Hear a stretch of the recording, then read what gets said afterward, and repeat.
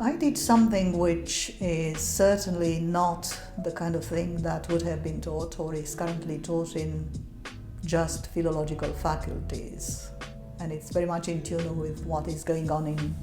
Western universities, by which I mean Western European as well as American and Canadian universities. And this is called modernity studies. And it has to do with the notion of modernity, which is much more flexible and more generous as well as more unexpected than we think it is. In the humanities, people speak about early modernity,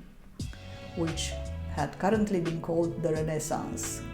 It was a funny way of calling something modern in terms of something which was ancient, and this was a rebirth of something that had died already, as it were. They also speak about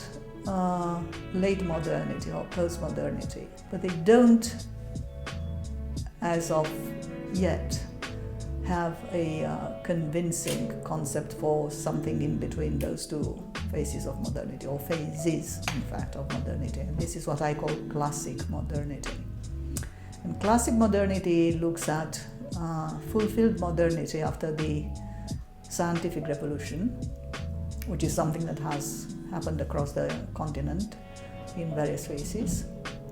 as well as a new vocabulary and a new attitude to knowledge. So what I teach actually is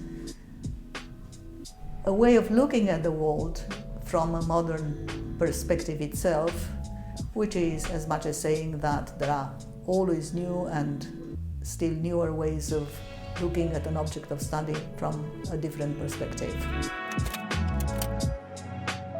Well, I suppose in a way I have given an answer to this in my very first question, but that is a very modern way of putting it, because modernity is, among other things, a rush towards the future, whether it be physically acceptable and referentially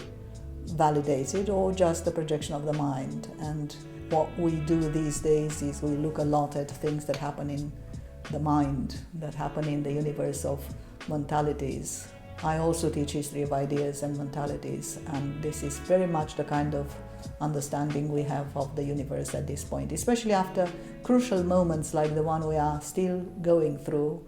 and it is a global tragedy which we are all aware of. So in a way, what we do in this program is a tuning not only of things we know, but also of attitudes in our students as well as in ourselves towards the processes unrolling in front of our eyes on a daily basis. My understanding as well as my hope actually is that students coming to have a look, and an institutionalized one, at modern processes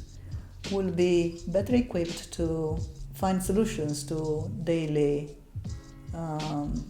impasses as well as obstacles and hindrances of all kinds of provenience, whether they be financial, because we're living in a world where you need to know how to make both ends meet, as well as more spiritually and intellectually equipped. But I am quite confident, having had the experience of a quarter of a century in this institution, I'm confident that this is of help and that they will find, if not in immediate terms, in the longer term, they will find a retribution in what they have done as MA students at the University of Bucharest, which is a convincingly modern university.